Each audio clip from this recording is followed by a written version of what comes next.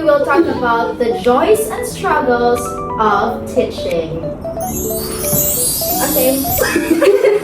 Okay, anyways, we have here teachers from public schools and, of course, private schools teaching senior high school, college, and junior high school and elementary. So, shall we start, dear teachers? Yes! Okay, are you ready? Okay. But before we start answering our prepared questions, let us introduce ourselves first. Let's start with you, Ma'am Ann. Hi everyone. I am teacher Annalyn Tejada. I've been in the teaching profession for almost 21 years, teaching elementary graders. I'm handling grade 4, grade 5, and 6. So, matagal-tagal na din at matanda na sa profession ko. Kaya maraming mga joys and struggles in teaching as well. Okay, next we have. Hi everyone, I am teacher Haru. I have been in DepEd for 3 years now, but I have been teaching for 5 years, 2 years in private school as a college. 1 year as an elementary teacher and then 2 years as a college instructor. So, yeah. Thank you, Mama. Hi everyone, I am Mom Jinky. I've been in DepEd for more than a year.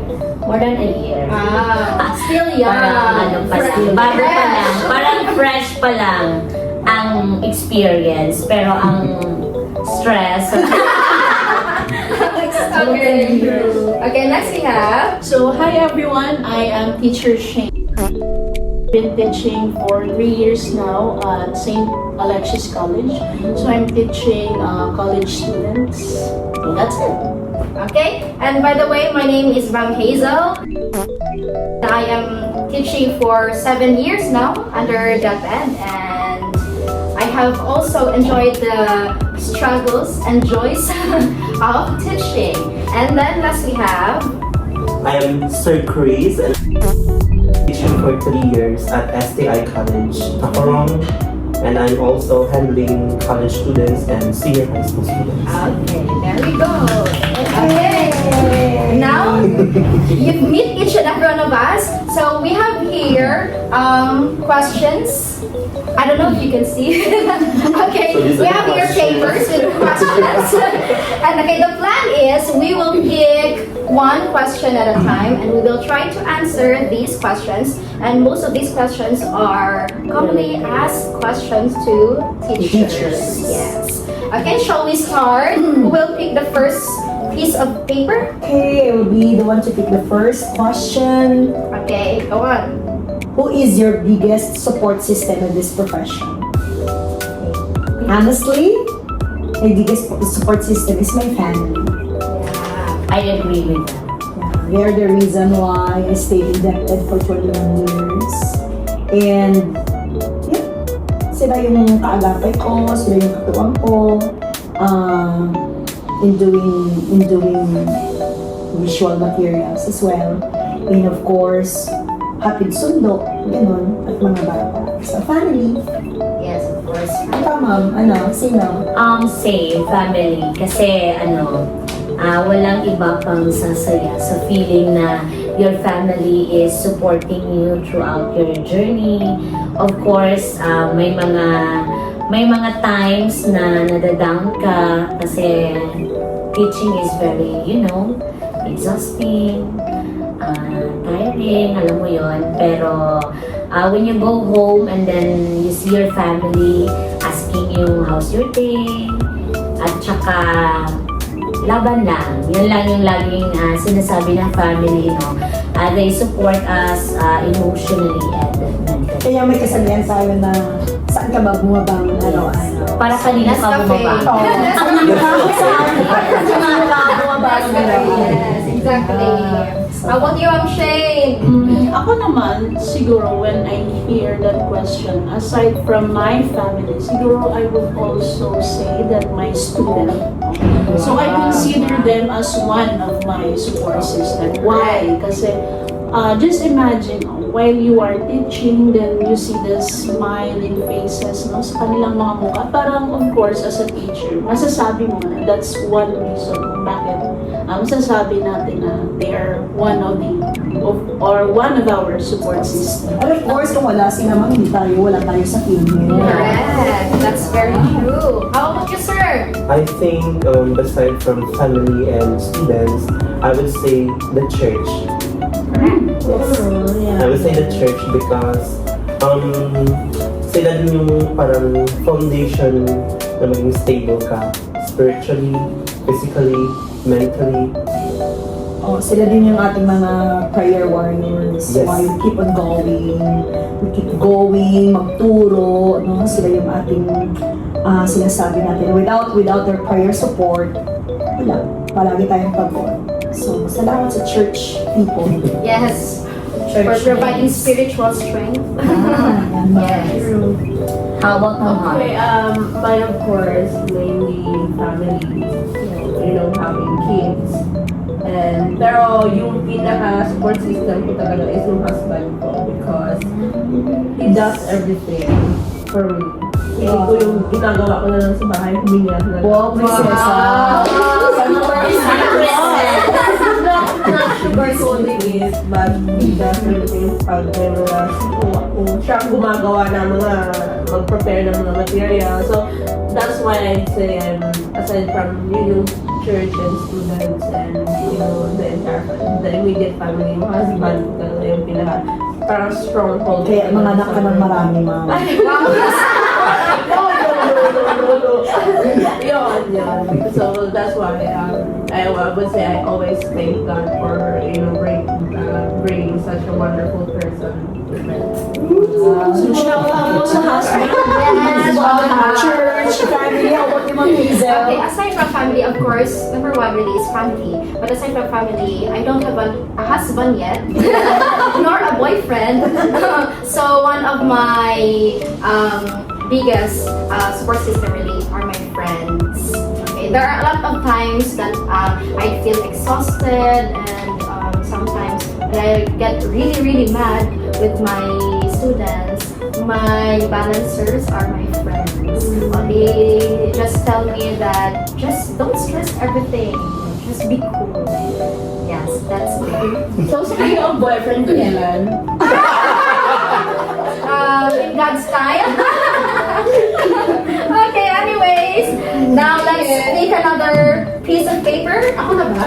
Okay, sure. Your turn. Oh my God. Ano? Have you ever thought of leaving the profession? Why? Ooh, That's a interesting Maybe question. someday. Yes, sir, Okay, come again. bye. Maybe someday, Maybe if there are big opportunities outside the country. And usually, no.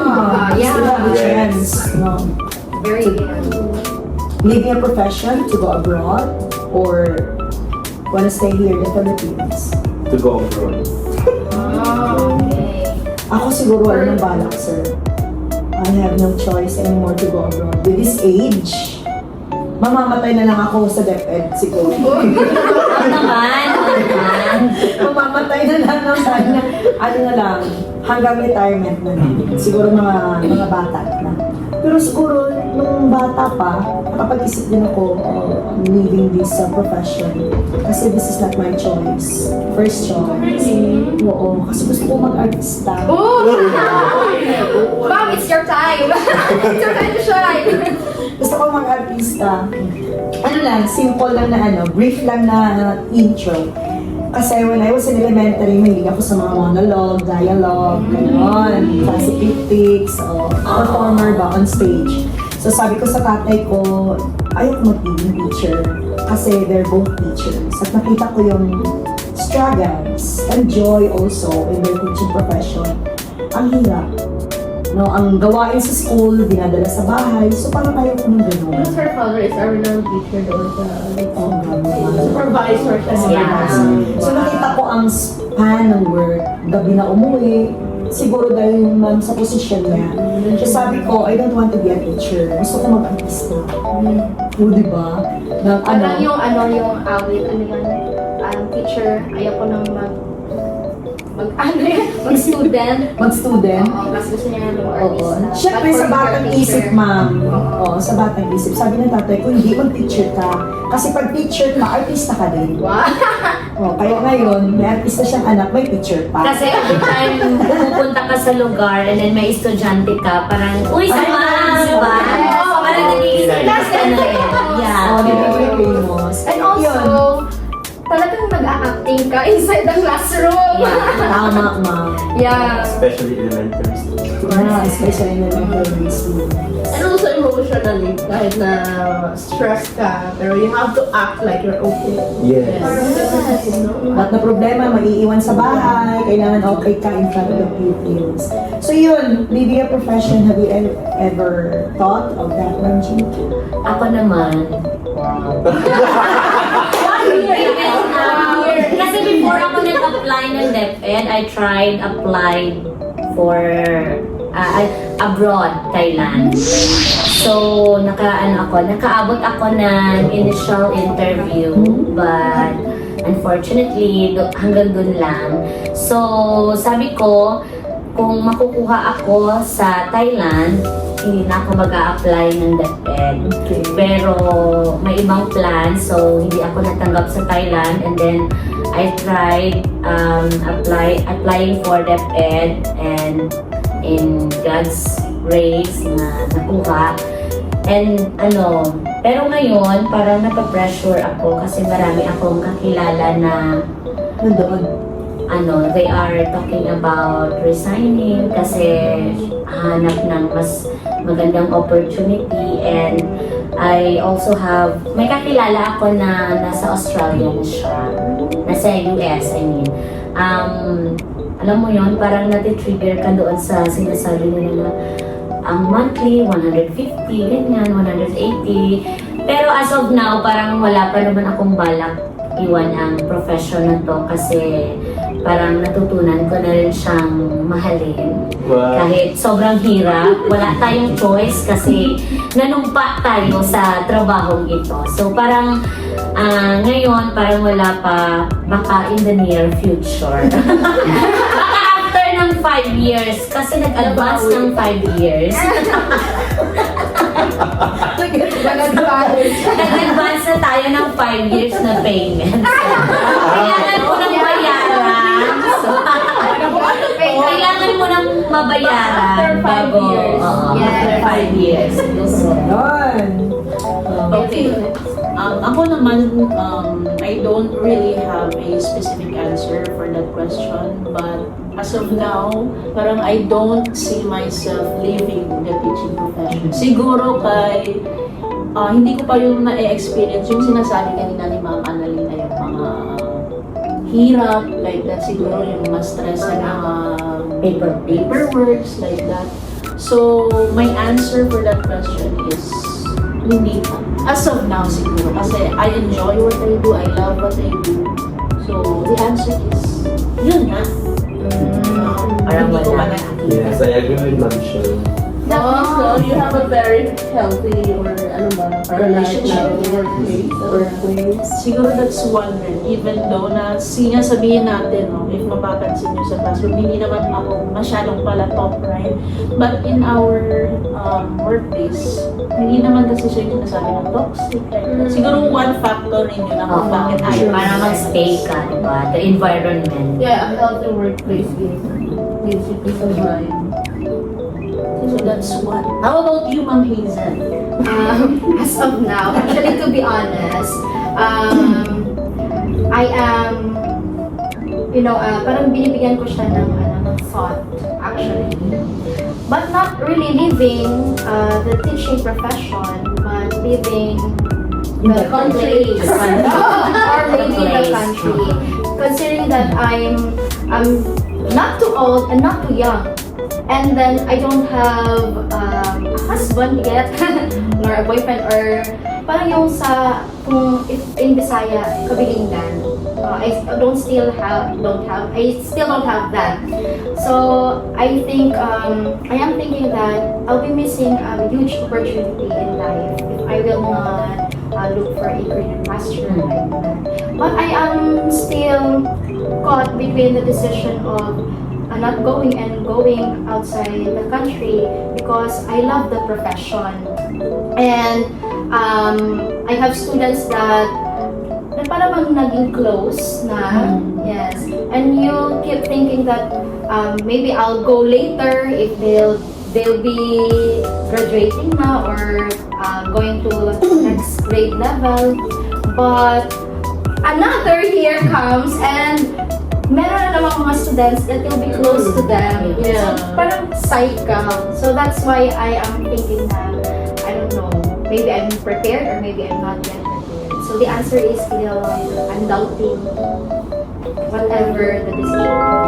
Pero if ever naman, naaalis tayo ng bansa, right? No, like, yung lugar lang naman yung aalisan natin. Yeah, Hindi yeah. naman yung mismo professional. Correct. Andun pa rin yung pinaka-hard na Yes. At hindi natin alam kung anong madadagnan natin when we leave Philippines, no? Kasi hindi naman lahat na nandoon sa labas eh maganda yun. Correct.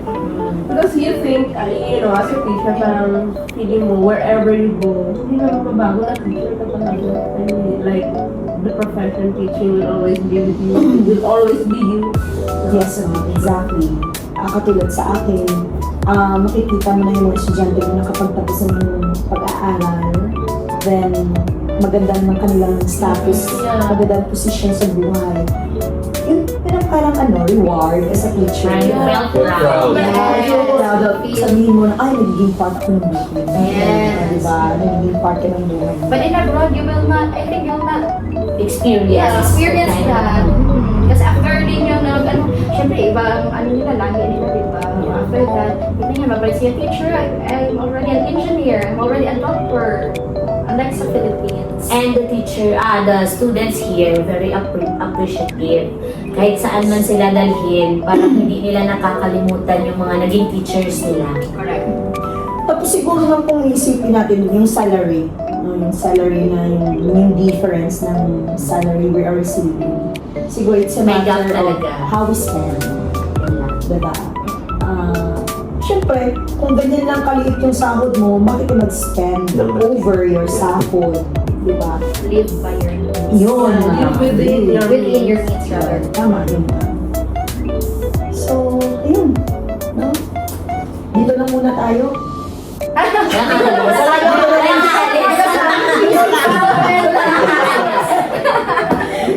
Alis na. Okay, next. Okay, the question is, what should every student remember about their teachers? What should every student remember about their teachers? For me, it's not just about the lessons from the textbooks, from the exemplar, but I believe also the life lessons na na-share natin sa kanila. Kasi yun yung may pinaka-impact yung sasabihin mo about sa future nila eh. Kasi sometimes pag sinasabihan mo yung estudyante na baka magiging guro ka, and then darating yung araw na naging guro talaga sila. So yun yung mga siguro, mga ma-remember nila yung mga life lessons na ituturo mo sa kanila. Yung parang walk your talk. The values, isa din yung, tama yung sinabi mo, Jenny, it's not all about the lesson in the textbook, but of course, the values na pwedeng i-impart natin sa kanila.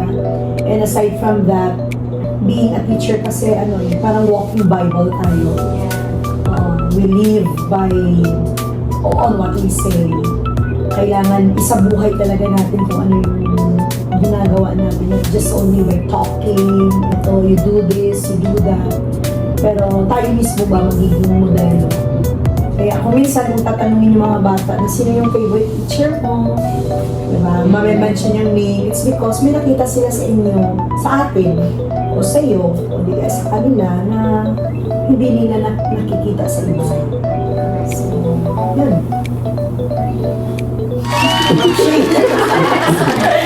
Okay. Sige, so what should every student remember about their teachers? Okay, so for me, I would associate the word remember to the word connection. So siguro, magandang foundation yun na nakapag-build tayo ng connection with our student. Doon nila ma-realize na this teacher is not just solely teaching. So, parang nagsiserve tayo sa kanila as a tawag yun, Mother. like ganyan, mentor. Alam mo yung pag narinig nila, yung sabi mo nga ma'am, like pag narinig nila yung name, like, alam mo yung merong feeling na kapag ikaw ulit yung magiging guro nila sa next na subject, alam mo yung excited sila pumasok kasi alam nila na ikaw yung magiging teacher. So, connection. Masasabi ko in this question. How about you, Sir Chris? Ako naman, I'll connect my answer with Ma'am Shane's answer. So, connection. So, paano rin makuha yung, paano tayo makakonect sa students natin? So, sa akin naman, how I throw jokes with them. So, yun, parang naaalala nila ako because of my jokes. One way to build rapport to the kids, no? Yung parang sumasabay ka din sa kanila, Yes. their level. Oh, pwede. As for me naman, I want my students to remember that there's always people who always think about their future.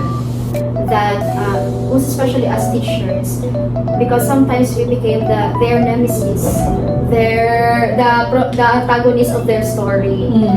But in fact, we are only concerned of their being, of their attitude towards everybody else, and most certainly of their future. From heart. For me naman, they should remember about mga teachers, yung sabi nga ni Ma'am Shane, we have the connection. Kasi ako, based on my experience as a teacher, terror talaga ako na teacher. So, like, literal talaga akong terror pag sa school. But, beyond that, nagiging friends ko sila, yung mga bata. Because I believe, sinasabi ko, gina-emphasize ko sa kanila na you should always remember na there's a fine line between teacher and student. Sometimes, there are moments na we're friends, no? We connect. Kasi hindi ka pwedeng, hindi mo sila, parang hindi mo malaman what's the deeper story sa isang estudyante kapag hindi ka nag-connect sa kanya. No? So the best way is that you put yourself in their shoes. So there are times na we're friends, we joke sa each other, and then there are times na I am your teacher and you should remember that. So parang ganun, letting them see the different boundaries set by the teacher. Pero hindi din pwede na yung parang solid o parang teach and all that. You have to establish connection. Hindi na siguro terror, no? Disciplinarian.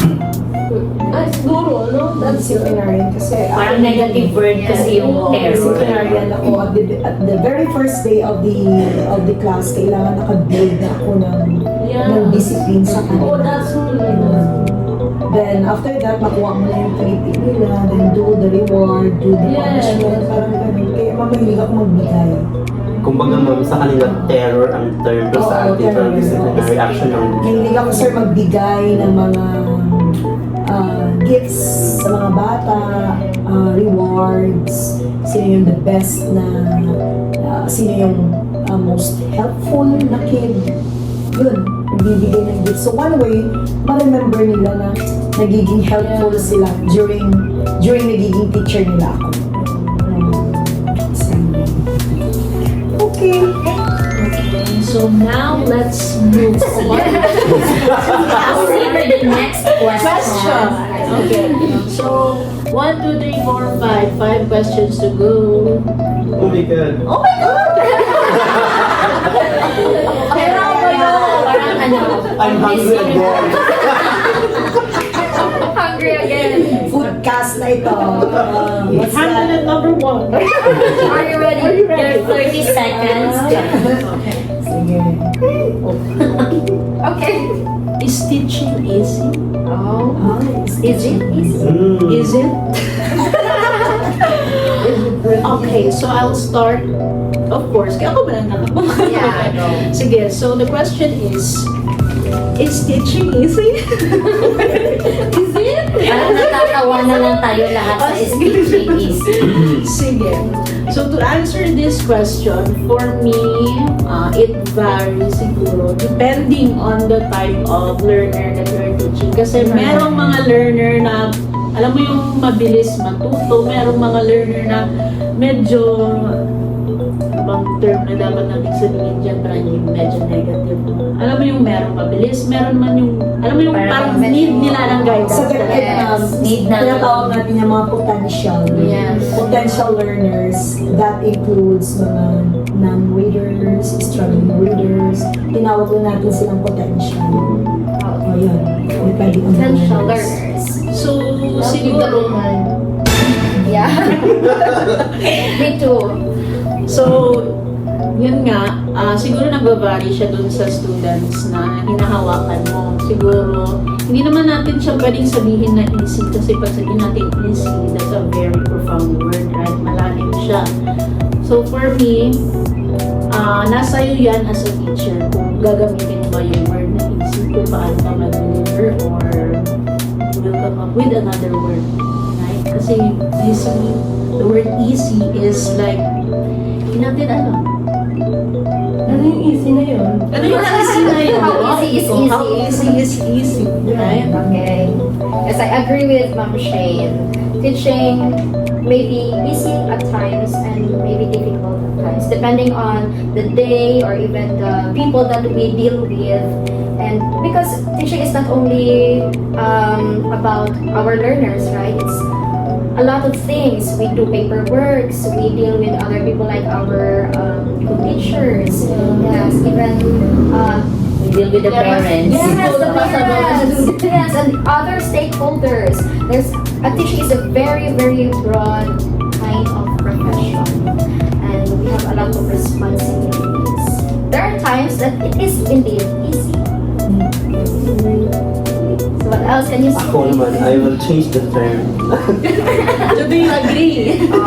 Maybe it's 50-50. Okay. Because sometimes, let's put it in the teacher factor naman aside. Kasi sometimes yung teacher, hindi natin alam kung kailan tayo maging good mood or bad mood. So maybe sometimes pag good mood tayo, parang easy. Diba? Kasi we are able to do such things. Pero pag bad mood tayo, so wala. Diba? So, depende sa mga. Depende. Ako naman, Maybe it's too hard. I don't think teaching is easy. Kasi wala namang profession na madali. Diba? Lahat naman pinaghihirapan. And imagine, sa akin hirap na hirap ako magturo sa nag-iisa kong anak. How much more inside the classroom na meron kang 35 or more na students or pupils na tinuturuan araw-araw. And hindi lahat marunong. May iba na kailangan ng patience, di ba?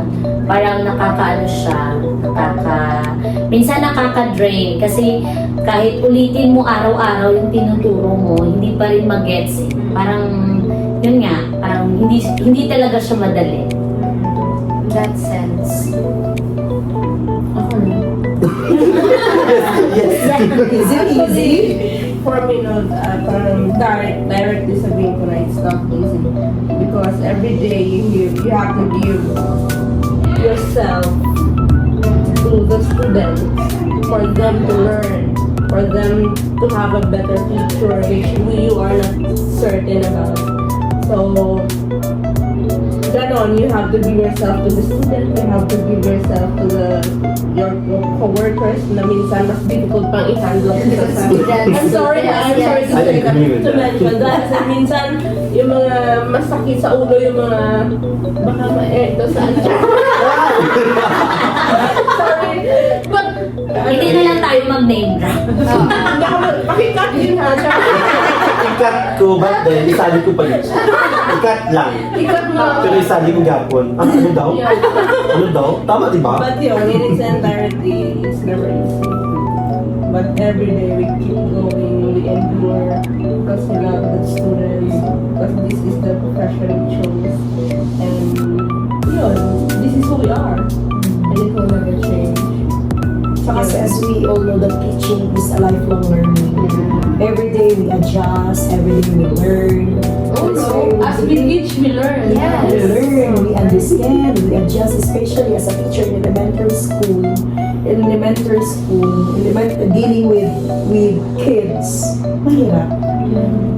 Yung i-impart mo yung nalalaman mo, yung transfer of knowledge. Diba yung sabi nila, parang maipapanalo mo ang isang bata sa isang competition, diyan malalaman kung na-transfer mo ang knowledge mo sa bata.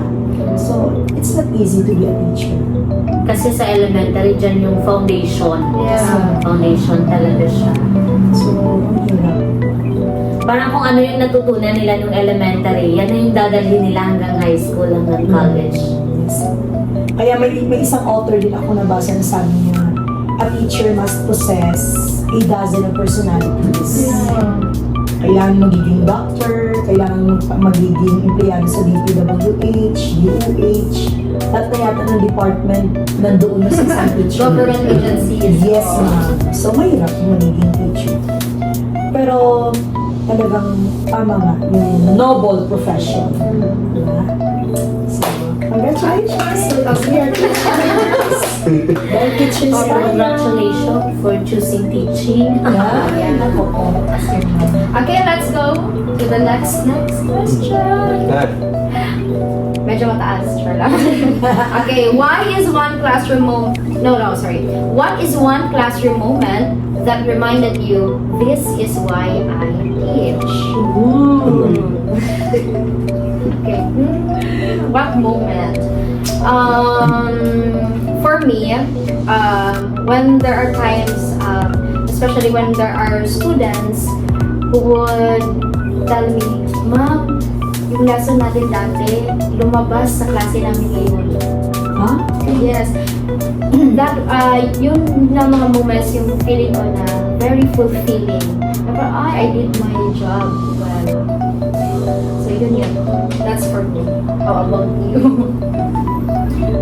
Ako naman, what is one classroom moment that reminded you this is why I teach? Siguro, yung my biggest impact sa akin is yung naka-receive ako ng letter from my former student last year during Teacher's Day. Doon sa letter na yon, parang yung content niya, pinapaalam niya sa akin na every time na sa schedule ng aming subject, parang alam mo yung feeling na after a long, tiring day sa iba niyang subject, kapag subject ko na raw yung papasukan niya, alam mo yung at ease siya, kasi ano siya, parang yung content niya doon is parang nahihirapan pa siyang mag-move on ba tawag yan, kasi galing siya senior high school, so parang wala siyang friends, tapos kapag papasok siya sa isang subject, parang nahihirapan siya kasi yung mga ibang kaklase niya hindi niya kilala, kasi yung course niya parang small lang yung population niya.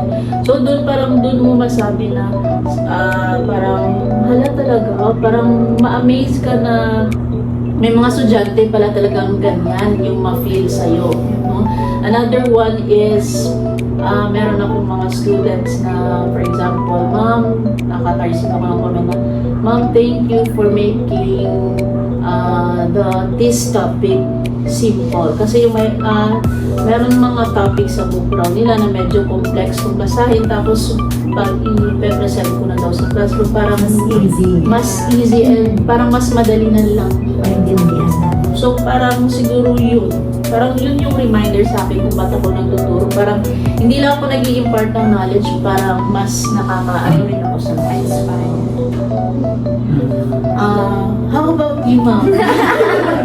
I remember ko one time, ma'am, I have a student who is a non-reader. Tapos, 3 years. Di ba noon pwede pang mag-retain ng estudyante? So, 3 years siya under my care. Na nakagraduate siya ng grade 6, of course, nakapabasa na. During pandemic, dumaan siya sa bahay. Tinawag niya ako, "Ma'am, kilala mo ako?" Okay, using their language, Tiboli. Okay. "Ma'am, kilala mo ko?" Sabi ko, "Naman, ikaw tong pinakamabait kong estudyante na marunong bumasa." Sabi niya, Ma'am, thank you. Thank you dahil nakabasa ko. Kaya, ma'am, ipangalanan ko ang akong anak, Annalyn. Pinangalan pala siya. Pinangalan yung anak niya. Mag-teacher yun ng Annalyn. At ngayon, ma'am, buntis ang asawa ko. Pinangalanan ko Benji. Pag-asawa. So, mag-asawa, si teacher niya din si Mister. Okay. So, yun pala, although na for 3 long years, na under siya sa akin, na tinuruan magbasa, na-appreciate pa pala ng bata. Tapos yung nagkaanak siya, pinangalan ko yung pangalan ko sa kanya. So, yun, why I stay in teaching? Because of that. Yung mga na-touch pala tayo ng mga buhay ng mga bata. Kaya congratulations! Congratulations again. Ikaw, Har. Sa akin naman, just experience ko, naranasan ko din na yung student namin, grade 10 na siya ngayon, hindi siya marunong magbasa.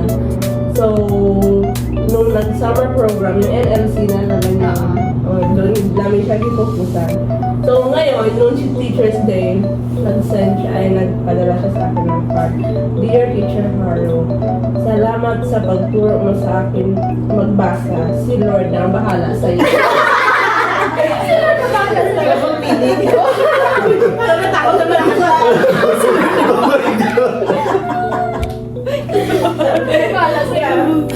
But yeah, funny things aside, no, yung mga bagay na ganun, very fulfilling siya talaga bilang teacher. Kahit ganun kasimple, no?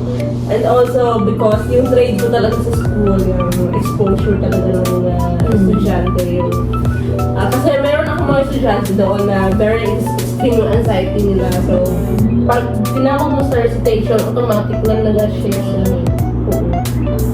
So, nung nag-grade 7 sila, parang 5 yan sila. Tapos, kasi ako nag-handle ng English from 7 to 10. So, ang nangyayari, parang unders na sakit sa akin every year. Yun yung ginano ko talaga sa ma-expose sila. Mag-report, mag-public speaking, ganyan. So, thankfully, this year, grade 10 na sila. So, thank the Lord for His grace and dahil sa ating journey, Miley Teach. Yun yung parang ano nila, maalala nila sa akin. Na teacher, hindi na ako nag-shake kapag nag-talk ako in public. Teacher, hindi na ako parang mahimatati pag mag-recitation, mag-reporting. Well, all because, yeah. Oh, gano'n. Basta ang dami. We're so thankful. And I'm so thankful na yung mga simpleng bagay para sa akin. Na gano'n. Ma-appreciate. And siguro in addition to, yung maipanalo mo yung bata sa mga competition, maalala yun nila. That every time na mag-invite ka, may contest, ganitong contest, pag ikaw yung coach, Oo, no. ikaw yung coach, ibig sabihin yung nakadikit yung pangalan ng panalo sa name mo kung ikaw yung coach. Yeah. Kaya, Parang achievement mo din yung achievement. oo. Even when they get perfect scores in the exam, diba? Kaya, syempre, ma-proud ka sa teacher. Kaya nag-strive pa din yung bata. Not because na nag-study sila, but also kaya nag-teach ka sila. So grabe, yung mga joys and struggles na yung mga paklagi. Ikaw lang ang yan. Joys and struggles. Yun, Sir Chris. Okay. Sir, please. Okay. Ha! Okay. Over. Okay, the question is, Are you ready? are you ready to rumble? If you weren't a teacher, what do you think you'd be doing now? You're not a teacher, what would you be? Okay, I'll answer it first. Of course. So maybe if I am not a teacher now, maybe I am an architect. Because that is my dream course job in the just like when I was in kindergarten, di ba? Do you remember that day, the graduation? When I grow up, I want to become like this, that. So ang sinabi ko is I want to be an architect. So because that is my dream job, my dream profession in the future. But then, unfortunately, but not unfortunately, because siguro, Ano yan? maybe teaching is my calling. So, syempre, let's be thankful to God kung bakit andito ako sa teaching field. Yeah. But then, architecture is First. really meant for me talaga, sana. If I have the resources. Yeah. Yeah. Ako naman, if wala ako dito ngayon, Ay! I mean, malamang nasa bahay ako. Kung hindi ako naging teacher, kasi ang unang pangarap ko hindi siya unang pangarap.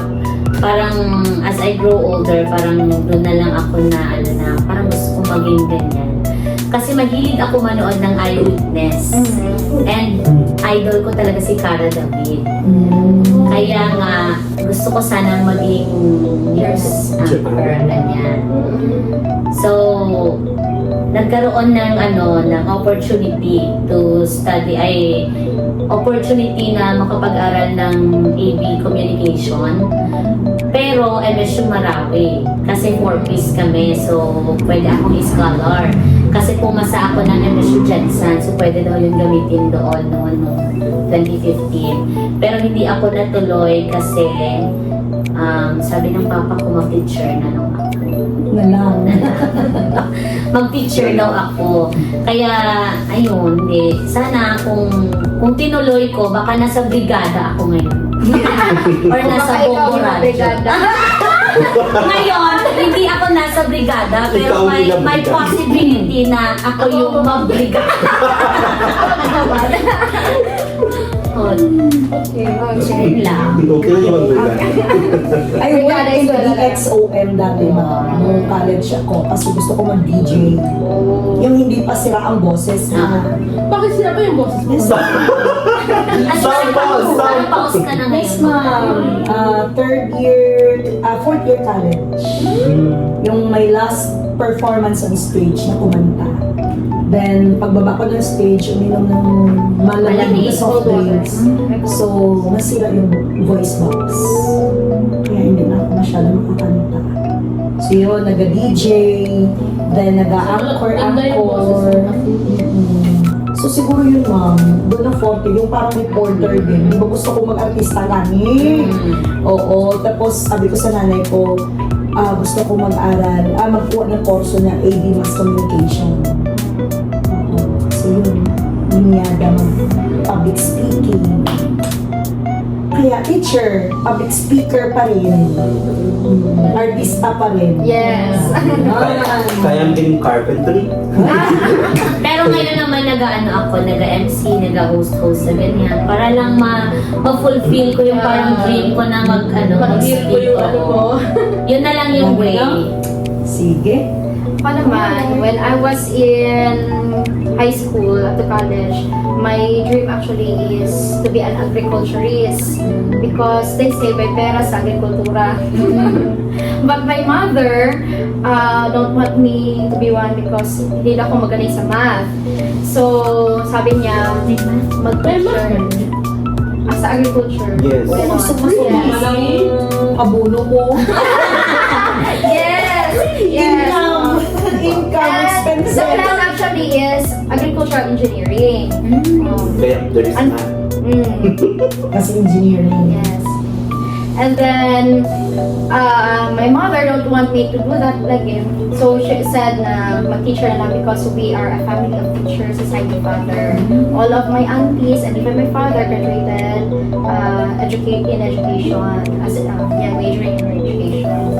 So, but now, said my father, I'm the only pamangkin who's teaching.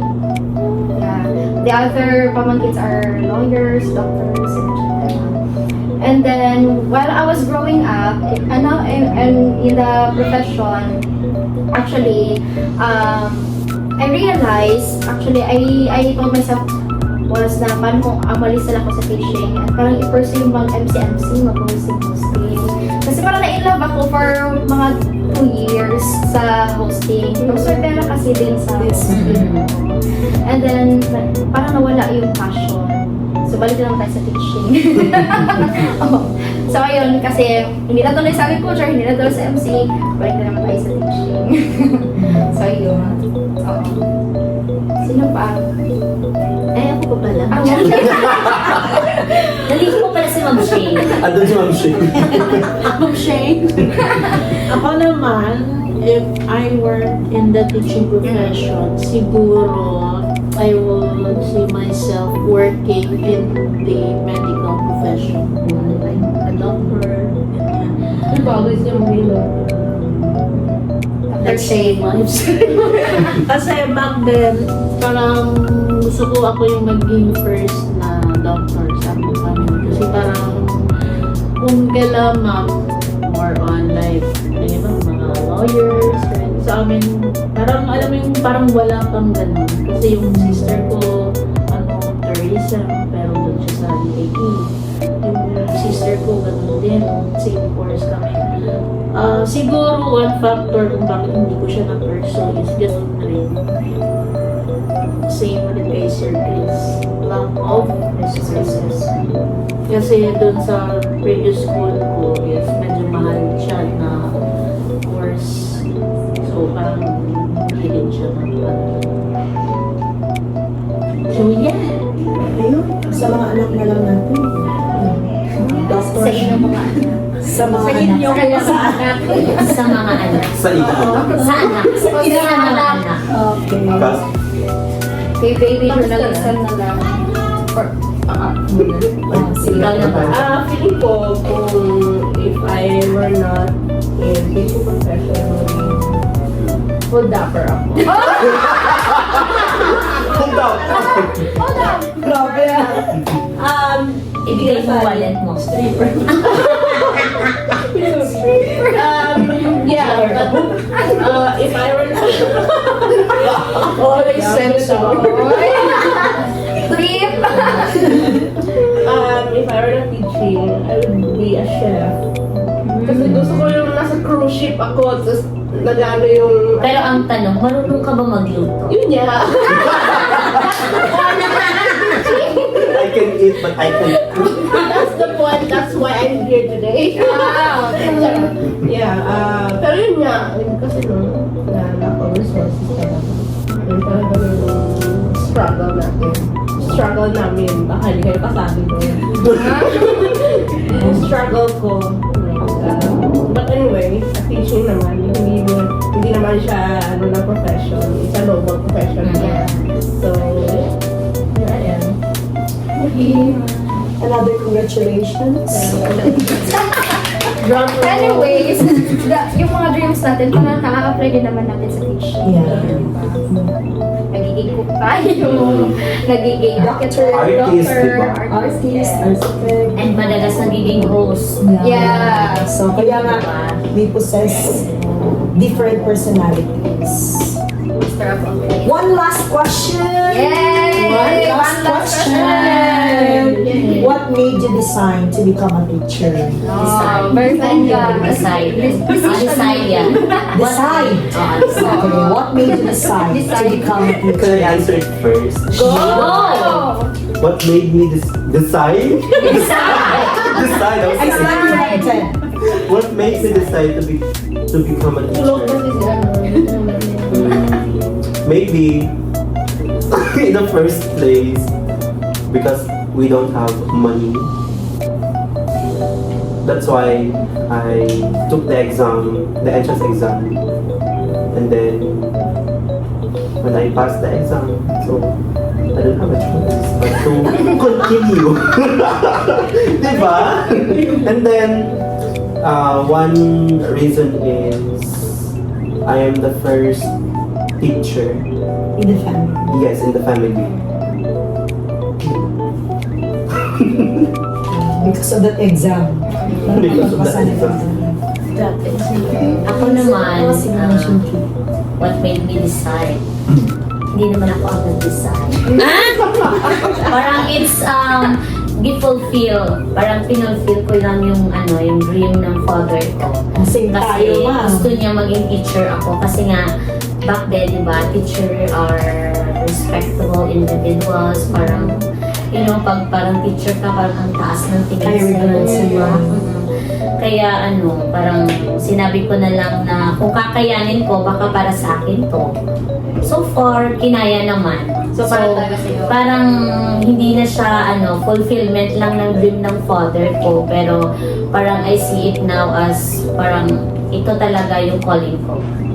Kasi kung hindi to para sa akin, hindi ako nakarating sa ganito. Parang hindi ako nakapasok agad ng DepEd. Parang na-align din siya doon sa siguro sa plan ni Lord para sa akin.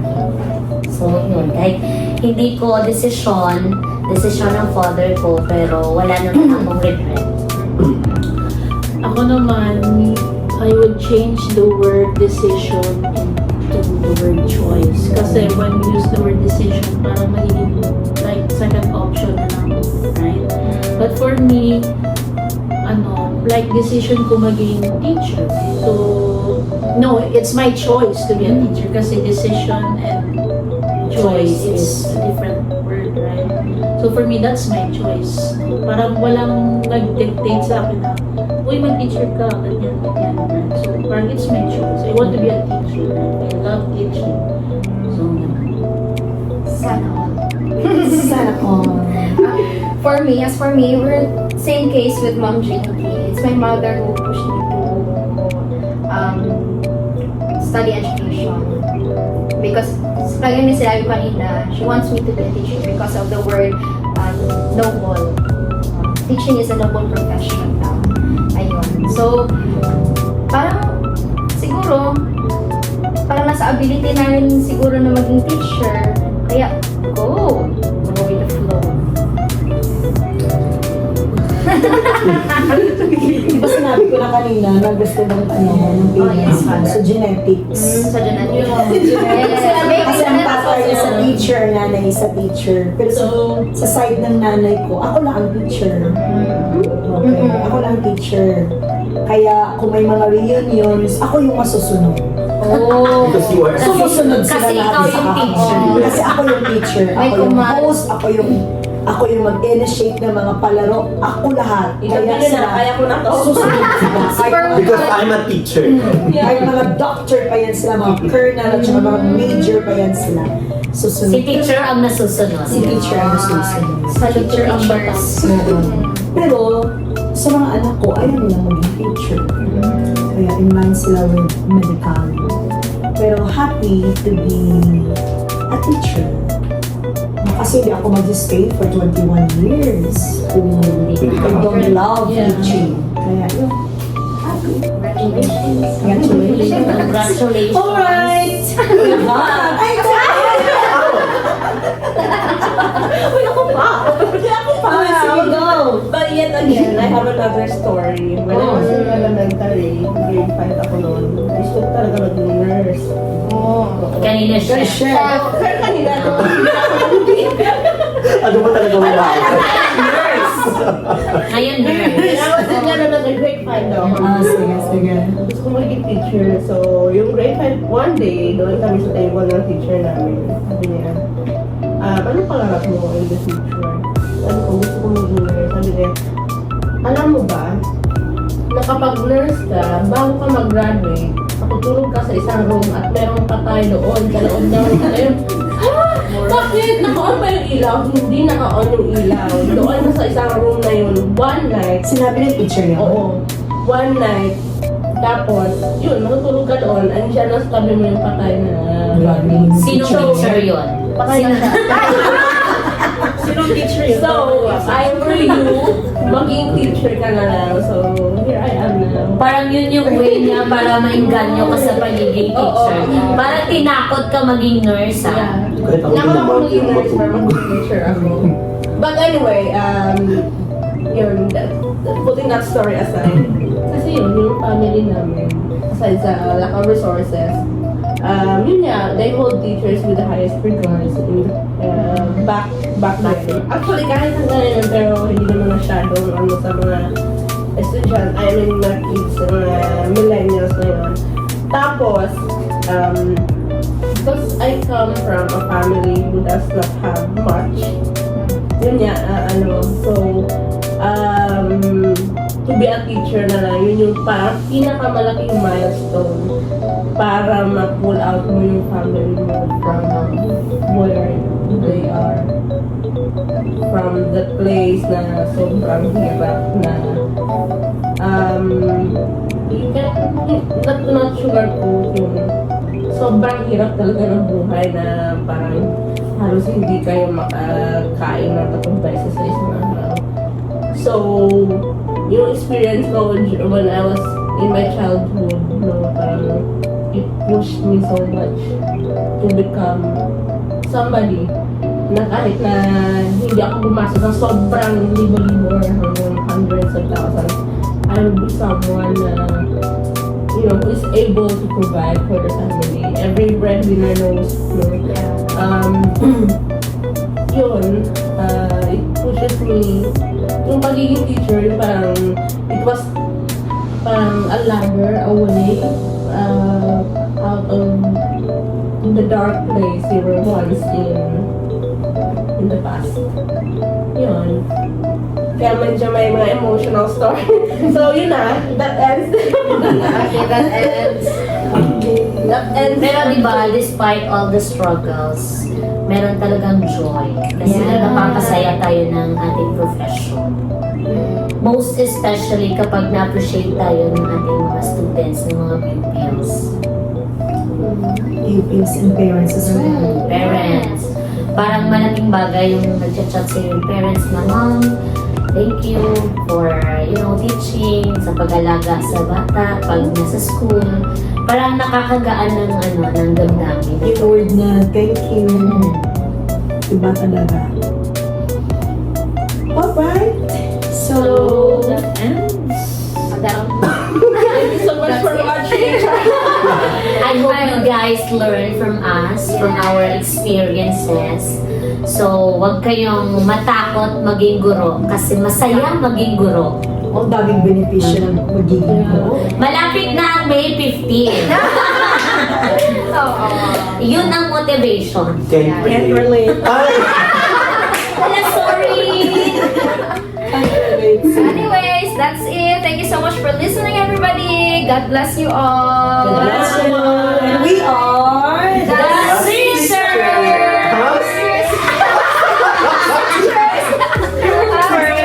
Bloopers. Bye, everybody. Bye. We're going home. Ay!